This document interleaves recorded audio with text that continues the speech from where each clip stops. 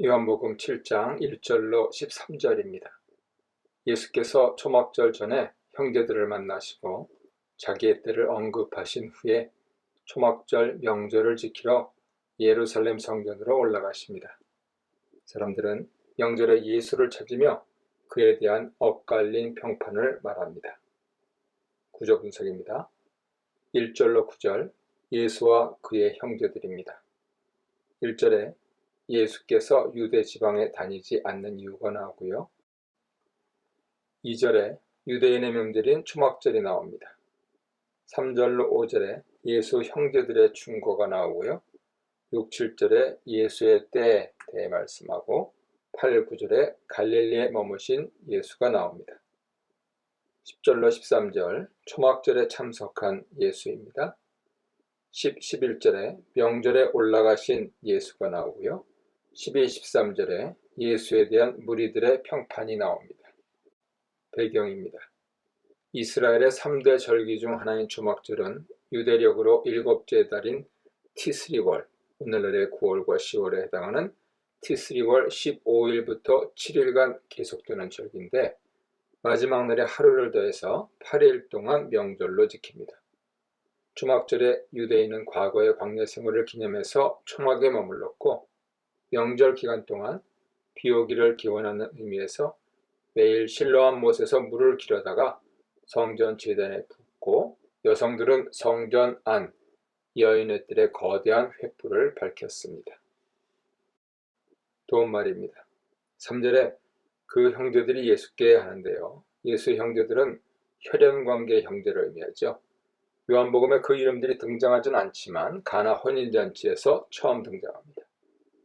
4절에 스스로 나타나기를 구하면서 묻혀서 일어난 사람이라고 말하는데 예수의 형제들은 예수께서 자신을 공적으로 드러내기 원한다고 생각했고 갈릴리에서 일하는 것은 유대 예루살렘에서 사역하는 것과 비교해 볼 때 공개적이 아니라고 생각했습니다. 5절 그 형제들까지도 예수를 믿지 아니함이로라. 예수의 형제들은 그의 부활 이전에는 그를 믿지 않았습니다. 예수 부활 이후 오순절 때 예수를 믿었던 것으로 보입니다. 6절 너희 때는 늘 준비되어 있느니라 말씀하십니다. 예수께서 자기의 때가 아직 이르지 않았다고 말씀하시면서 자기의 고난과 죽음을 암시했지만 형제들의 죽음은 시간이 지나면 언제든지 자연스럽게 찾아온다는 것을 말한 것이죠. 예수께서 세상이 미워하는 것은 자신이지 그의 형제들이 아니라고 설명하십니다. 7절 내가 세상의 일을 악하다고 증언함이라. 예수께서 세상의 악을 드러내시고 죄를 지적하셨기에 세상은 그를 미워합니다. 10절 자기도 올라가시되 나타내지 않고 은밀히 가시니라 합니다. 예수께서 그의 형제들이 명절에 예루살렘에 올라가실 것을 권유했을 때 올라가지 않겠다고 말했지만 은밀히 올라가시는 것은 마치 언행의 모순처럼 보이죠. 하지만 이것은 예수께서 메시아로서 사람의 권유나 명령이 아니라 자의적으로 행동하시는 분임을 보여주는 사례 가운데 하나입니다. 13절 유대인들을 두려워함을 하는데요. 여기 유대인들이 두려워한 사람들은 단순히 혈통적 유대인이 아니라 유대의 종교 권력자들입니다. 이 문단에서는 내가 집에서 예수 믿는 것에 대해서 반대를 받거나 혹은 비아냥거림을 받거나 핍박을 받거나 하는가 하는 점을 적용해 보시기 바랍니다. 요한복음 7장 14절로 24절입니다. 초막절 중간에 예수께서 예루살렘 성전에서 가르치시며 유대인들이 자신을 죽이려고 한다는 것을 공개적으로 밝히시고 자신이 안식일에 행한 치유 사역을 정당한 것이라 논증하십니다. 구조 분석입니다. 14절로 18절 예수의 교훈입니다. 14, 15절에 성전에서 가르치는 예수가 나오고요. 16, 17절에 예수의 교훈, 18절에 영광을 구하는 자가 나옵니다. 19절로 24절 모세율법인데요. 19절에 율법을 지키는 자, 20절에 예수에게 귀신 들렸다고 말하는 유대인들, 21, 22절에 안식일에 행한 일, 23, 24절에 안식일에 행한 할례와 치유가 나옵니다. 배경입니다. 유대사회에서 선생님 납비가 되어 사람들을 가르치려면 먼저 다른 랍비 누군가에게 배워야 했습니다. 유대인들의 교육은 6세부터 회당에서 율법을 배우며 시작하고 더 높은 교육을 위해서 예루살렘에서 시행하는 교육을 받아야 했습니다. 하지만 예수는 이런 정규 교육을 받았다는 기록이 없죠. 달리는 태어난 지 8일 만에 남자아이 생식기 포피를 자르는 유대주의 의식입니다. 제8일이 안식일인 경우에도 유대인들은 할례를 시행했습니다. 랍비 아키바는 할례만은 안식 전야에 못하면 안식일에 할 수 있다고 했습니다. 도움말입니다. 14절에 이미 명절의 중간이 되어 있는데요. 초막절의 중간이 되었다는 것을 알려주죠. 이때 예수께서 예루살렘 성전에서 사람들을 가르치셨습니다. 15절에 이 사람은 배우지 아니하였거늘 어떻게 그를 아느냐 합니다. 예수의 유년 시절 교육이나 청소년 시절 교육은 알려지지 않았습니다. 사람들이 예수가 배우지 않았다고 말하는 것은 예수의 스승을 알지 못하는데 어떻게 그가 율법을 알고 있느냐 묻는 것이죠. 16절 내 교훈은 내 것이 아니요 나를 보내신 이의 것이니라. 예수는 자신의 가르침이 사스러운 자기의 교훈이 아니라고 말합니다. 이것은 마치 구약성서 시대에 예언자가 하나님이 주시는 메시지를 받아서 전하는 것처럼 예수께서 자기를 보내신 하나님이 주신 메시지를 전하는 것이라는 의미입니다. 18절 스스로 말하는 자는 자기의 영광만 구하되 말씀하시는데요. 스스로 말하는 자는 자기의 뜻과 사상을 말하는 자로 그런 사람은 자신의 입신양명을 위해 말한다는 뜻입니다. 예수는 자기를 보내신 하나님 아버지의 뜻을 전하기에 자기 스스로 말하는 것이 아니라는 의미죠. 20절 당신은 귀신이 들렸도다 누가 당신을 죽이려 하느냐 하죠. 많은 사람들이 예수께서 자신을 죽이려는 종교 권력자들의 살해 음모를 말하자 그 사람들이 보인 반응입니다. 요즘 말로 표현하면 당신 미쳤다. 지금 무슨 소리 하냐 하는 뜻이죠. 사람들은 유대 종교 권력자들이 예수를 죽이려는 것을 알지 못했습니다. 21절 내가 한 가지 일을 행하며 말씀하시는데요. 여기 한 가지 일은 앞서 5장 1절 이하에 기록된 사건으로 안식일에 베데스다 목가에 있었던 38년 된 병자를 고쳐주신 일을 의미합니다. 23절에 내가 안식일에 사람의 전신을 건전하게 한 것으로 말씀하시죠. 38년 된 병자를 안식일에 고쳐주신 사건에서 걷지 못하는 그 사람을 걷게 하신 것을 말씀합니다. 이 문단에서는 오늘날 예수님은 어떻게 알려지시나에 대해 적용해 보시기 바랍니다. 요한복음 7장 25절로 36절입니다. 예수가 그리스도인 줄 의심하는 예루살렘 사람들에게 예수는 성전에서 계속 가르치시며 자신이 보냄을 받고 세상에 왔으나 다시 아버지께로 돌아갈 것을 말씀합니다. 하지만 사람들은 그 말을 오해합니다. 구조 분석입니다. 25절로 31절 예루살렘 주민들의 질문입니다. 25, 26절에 예루살렘 사람들의 의문이 나오고요. 27절에 그리스도의 기원이 나옵니다. 28, 29절에 성전에서 가르치는 예수가 나오고요. 30절에 예수의 때가 이르지 않음, 31절에 예수가 행한 표적이 나옵니다. 32절로 36절 성전 경비병들과 예수의 가르침입니다. 32절에 성전 경비병의 파송이 나옵니다. 33, 34절에 보내신 얘기로 돌아가는 예수, 35, 36절에 유대인들의 오해가 나옵니다. 배경입니다. 메시아이신 예수를 알지 못하고 오해하고 있는 예루살렘 사람들은 메시아가 자신들도 모르는 신비한 방법으로 갑자기 등장할 것이라고 기대했습니다. 다양한 메시아 사상 가운데 하나죠. 예수의 떠남을 오해한 유대인들이 헬라인 중에 흩어져 사는 자에게로 가서 헬라인을 가르칠 것인가? 라고 하는 말은 예수를 향한 조소입니다. 헬라인 중에 흩어져 사는 자는 디아스포라 유대인을 의미하죠. 그 기원은 주전 586년 유다 멸망, 주전 722년 북이스라엘 멸망까지 연결됩니다. 도움말입니다.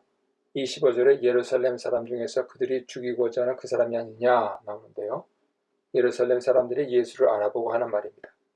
그들은 예루살렘에 순례하러 온 사람들이 아니라 그곳의 실제 주민들로 종교 권력자들이 예수를 죽이려는 음모를 이미 알고 있었습니다. 26절 당국자들은 이 사람을 참으로 그리스도인 줄 알았는가? 하는데요. 예수가 공공연하게 가르치고 있었는데도 종교 권력자들이 그를 체포하지 않은 것을 의아하게 여기고 하는 말입니다. 그들이 예수를 체포하지 않는 것은 그를 메시아로 알았기 때문인가 하고 생각한 것이죠. 27절에 그리스도께서 오실 때는 어디서 오시는지 아는 자가 없으리라 말하는데요. 메시아의 오심에 대해 유대인들이 잘못된 정보를 갖고 있는 것을 알 수 있습니다. 구약성서에서 그리스도의 오심은 분명히 예언되어 있지만 또 다른 유대 전승에서는 그리스도가 갑자기 나타나실 것이라 가르칩니다. 야고보서 48장 6절 등 참조하세요. 28절 예수께서 성전에서 가르치시며 외쳐 이르시되, 예수께서 성전을 배경으로 가르치는 모습을 묘사한 것으로 외쳐라는 동사는 사실 문장 구성에서 필요 없는 단어입니다. 이 동사 사용을 통해서 저자는 예수가 마치 구약 성서의 예언자처럼 메시지를 선포하고 있음을 암시합니다. 29절 내가 그에게서 났고 그가 나를 보내셨음이라 말씀하십니다. 예수의 메시아 되심의 신적 기원을 나타내는 말이죠. 메시아 출신에 집착하는 유대인을 질책하며 예수의 출생이 이 땅이 아니라 하늘을 기원으로 한다고 말합니다.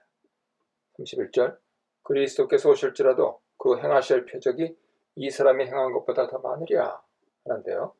메시아가 오시면 많은 표적과 기사를 행할 것으로 알고 있는 유대인들이 예수께서 행하신 기적 사건이 많은 것을 알고 메시아의 기적과 비교하고 있습니다. 이렇게 많은 기적을 행하셨다면 예수가 그리스도일지도 모르겠다는 표현이죠. 당신의 삶에서 성령의 역사하심을 무엇으로 나타낼 수 있는가에 대해 적용해 보시기 바랍니다. 요한복음 7장 37절로 53절입니다. 초막절의 마지막 날에 예수께서 성령 보내실 것을 예언하며 약속하십니다. 이 예언을 들은 사람들은 예수를 구약성서에서 약속하신 그 선지자로 그리고 그리스도로 이해합니다. 구조 분석입니다. 37절로 39절 생수의 약속입니다.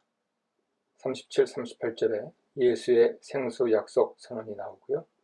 39절에 저자의 주석이 나옵니다. 40절로 44절 예수에 대한 사람들의 다양한 견해입니다. 40절에 예수는 그 선지자, 41, 42절에 예수는 그리스도, 43, 44절에 예수의 정체성에 대한 갈등이 나옵니다. 45절로 53절 성전 경비병과 니고데모 그리고 감람산입니다. 45, 46절에 예수의 교훈에 대한 성전 경비병의 반응이 나오고요. 47, 49절에 바리새인들의 무지가 나옵니다. 50절로 52절에 니고데모의 예수를 위한 항변이 나오고 53절에 감람산으로 가십니다. 배경입니다. 요한복음 7장 37절 이하는 에스겔 47장 1절 이하를 배경으로 하고 요한복음 2장 13절 이하에 언급된 예수의 육신과 관련이 있습니다. 예수는 십자가 사건을 통해 그를 믿는 자들에게 구원을 가져오며 그의 몸인 새롭게 된 성전으로부터 생수로 암시된 성령이 흘러나옵니다. 요한복음 2장 19절 이하 참조하세요. 여기서 물, 생수는 성령에 대한 은혜입니다. 에스겔 47장 1절 이하 참조하세요. 요한에 의하면 중생은 예수의 몸에서 흘러나오는 생수, 성령으로 말미암아 가능합니다. 도움말입니다. 37절 명절 끝날 곧 큰 날에 하는데요. 초막절의 제7일을 의미하죠. 레위기 16장 13절 보세요. 레위기 23장 39절은 초막절이 8일 동안 계속되었다고 합니다. 이 마지막 날은 명절 중에 큰 날로 축하의 절정에 이르는 날입니다. 38절 그 배에서 생수의 강이 흘러나오리라 하십니다. 여기서 배는 신자의 배가 아니라 예수의 몸이죠. 예수께서 성령을 주신다는 것이 요한 사상입니다. 39절 예수께서 아직 영광을 받지 않으셨으므로 합니다. 요한복음에서 예수의 영광은 항상 그의 십자가 죽음과 부활 승천을 동시에 의미합니다. 40절 이 사람이 참으로 그 선지자라. 사람들이 예수를 그 선지자로 인식한 배경은 신명기 18장 15절 이하에 근거하죠. 예수의 예언의 말씀을 들은 사람들은 곧 그를 그 선지자로 인식합니다. 41절 그리스도가 어찌 갈릴리에서 나오겠느냐 하는데요. 이 말은 유대인의 일반적인 관념을 표현한 것으로 앞서 요한복음 1장 46절에서 나다나엘이 빌립에게 이렇게 말했죠. 많은 유대인들은 예수가 갈릴리 나사렛에서 자라서 갈릴리와 관련된 인물인 것을 이해하지 못합니다. 46절 그 사람이 말하는 것처럼 말한 사람은 이때까지 없었나이다 하는 고백이 나옵니다. 바리새인들과 대제사장들이 예수를 체포하도록 파송한 성전 경비병들이 고백하는 말입니다. 이것은 예수께서 말씀하신 내용이 일반 사람들과 전혀 다르다는 것을 뜻합니다. 47절 너희도 미혹되었느냐? 성전 경비병들이 예수를 체포하지 않고 그냥 돌아왔을 때 그 이유가 미혹되었기 때문인지 확인하는 바리새인들의 질문입니다. 49절 율법을 알지 못하는 이 무리는 저주를 받은 자로다. 당시 율법을 배우지 못하고 지키지 못하는 일반인들은 율법을 배운 자들에게 멸시를 받았습니다. 여기서 저주는 신명기 27장 26절, 28장 15절에 언급된 내용입니다. 53절에 다 각각 집으로 돌아가고 예수는 감람산으로 하는데요. 이 설명은 사람들이 어디로부터 집으로 돌아갔는지 모호합니다. 이 내용을 압달락과 연결해서 이해하면 사람들은 성전에서 예수의 말씀을 들은 후에 각자 집으로 돌아가고 예수는 감람산으로 가신 것입니다. 이 문단에서는 믿음으로 인해 질문받았던 적이 있나 하는 점에 대해 적용해 보시기 바랍니다.